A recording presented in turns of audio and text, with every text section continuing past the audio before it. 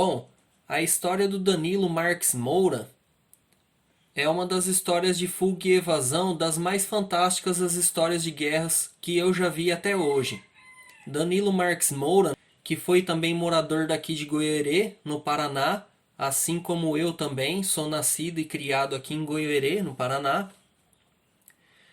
E o Danilo Marques Moura, antes da data de seu falecimento, que foi em 1990, ele fez uma doação aqui ao município de Goiânia de uma área ecológica onde é conhecido como Parque Ecológico Danilo Marques, que hoje abriga diversas espécies de animais. Bom, Danilo Marques Moura, ele foi um aspirante da reserva convocado para a Segunda Guerra Mundial. Ele era piloto de caça. Nasceu dia 30 de junho de 1916 e faleceu 14 de maio de 1990. Ele teve seu treinamento realizado no Panamá, em Suffolk e na Itália. Piloto de combate, acumulou a função de chefe da garagem de veículos durante a guerra. E a sua grande história de sobrevivência começa no dia 4 de fevereiro, às 11 horas da manhã de 1945, ao cumprir sua 11ª missão de guerra, após ele bombardear uma linha ferroviária. Porque a sudoeste da cidade de Treviso tinha uma artilharia antiaérea que acabou abatendo o seu P-47 Thunderbolt. Então o grande problema é que esses disparos feitos pela artilharia ali, antiaérea alemã, acabou atingindo, os sistemas hidráulicos ali da asa do P-47. Ele tentou ficar retomando toda a estabilidade da aeronave, mas já não tinha mais controle sobre a mesma. Quando ele conseguiu abrir o seu canopy, aquele cockpit, e fazer o seu salto ali, já era quase que tarde demais. Ele estava muito perto do chão. E após uns 2 segundos que seu velame, seu paraquedas abriu, ele veio a ter um impacto muito forte no chão. Ele caiu sentado. E com a violência do impacto ele acabou mordendo a sua língua. Então isso daí gerou um ferimento gravíssimo, na sua língua. O que lhe trouxe sérios problemas para a fala, Logo após essa queda, alguns simpatizantes italianos eles foram ali para aquele local onde tinha caído com o seu P-47. O que acontece? Quando um piloto ele cai, ele tem que dar fim naquele paraquedas e tirar qualquer tipo de identificação dali do local, para o pessoal não fazer a identificação do piloto que caiu. Como os inimigos ali não encontraram o corpo do piloto, já suspeitaram que ele tinha sobrevivido. Então começaram ali todo um esquema de rastreio por aquele local. Só que alguém daqueles simpatizantes ali, quando ele caiu, levou para sua casa, para prestar os primeiros socorros e trocar a roupa de piloto do Danilo. Deu uma roupa ali para ele comum e no mesmo dia, após receber todos esses curativos ali, esses primeiros socorros, o Danilo teve que cair com o pé na estrada, conservando ainda nos pés as botas americanas e o relógio no pulso. Então ele começou uma longa jornada de 140 quilômetros, aonde ele veio a ficar doente, totalmente debilitado, e em vez dele seguir toda a estratégia que lhe foi concedida no seu treinamento, que era para usar pistas secundárias e andar por dentro do mato para não ser capturado, não ser reconhecido, o Danilo Marques ele fez totalmente diferente. Ele foi pelas linhas principais e ele ia gesticulando com os alemães. Ele teve uma grande ideia, já que ele não conseguia falar por conta do seu ferimento. Ele gesticulava e ele passou facilmente como um andarilho, um mendigo, por toda esses 140 quilômetros que ele percorreu até chegar no que seria o último posto, de segurança dos alemães, que era na última fronteira para sair dali de dentro. Então, durante todo esse trajeto, quando anoitecia, o Danilo ele escolhia o que seria as melhores residências ali, né, as residências mais ricas, né, e ele pedia comida, um pouco de vinho, um pouco de água, ele pedia algum medicamento, mas as pessoas mal lhe atendiam ele, né, pois ele estava numa condição muito precária, ele parecia realmente um mendigo e ele se utilizou várias e várias e várias vezes da tática de louco, alucinado, para que os alemães não identificassem ele e tratassem ele como um indigente, uma pessoa comum, e não um piloto de combate brasileiro que tinha caído ali naquele lugar.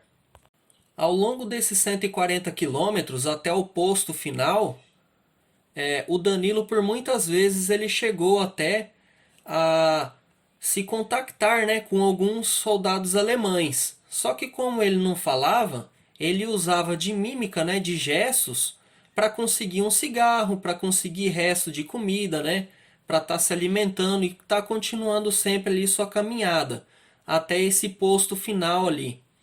Então veja bem, ele teve uma estratégia muito sábia, né, por se passar por lunático, por uma pessoa que não tinha a cabeça muito boa, né? Então ele ia pedindo ali um cigarro, uma comidinha e foi seguindo até esse último posto de comando, né? Aonde era formado por várias divisões alemãs.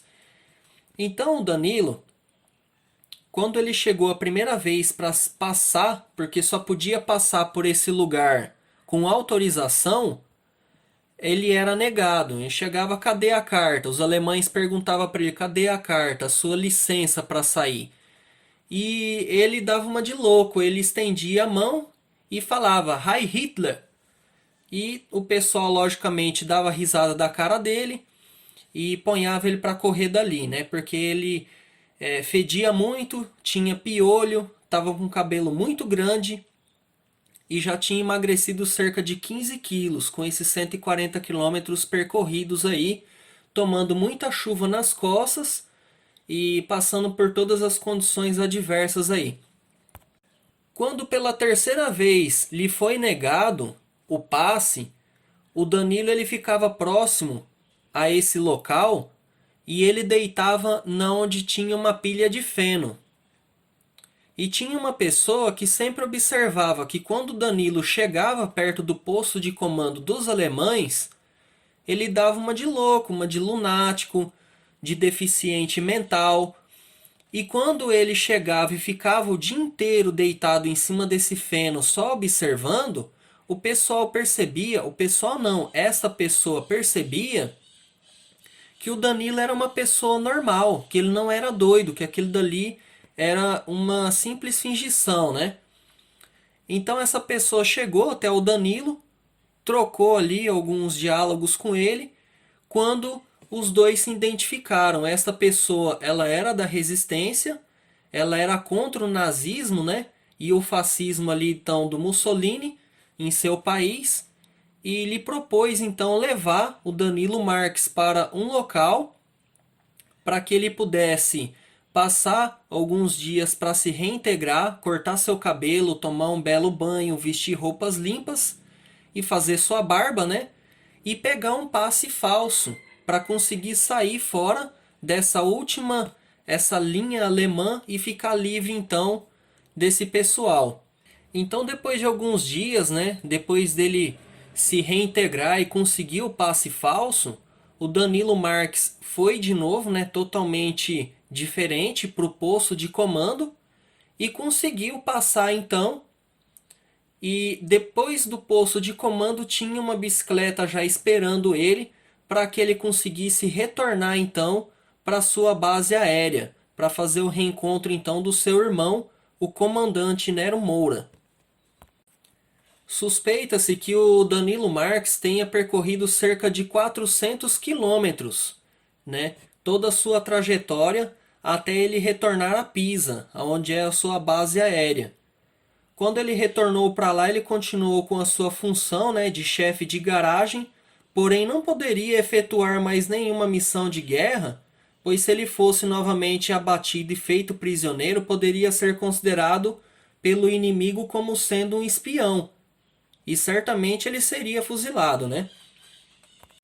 Foi promovido a segundo-tenente em 25 de outubro de 1944 e recebeu as seguintes condecorações: Cruz de Sangue, Cruz da Aviação Fita A, Air Medal com 4 palmas, USA, Campanha da Itália, Presidential Unit Citation, USA.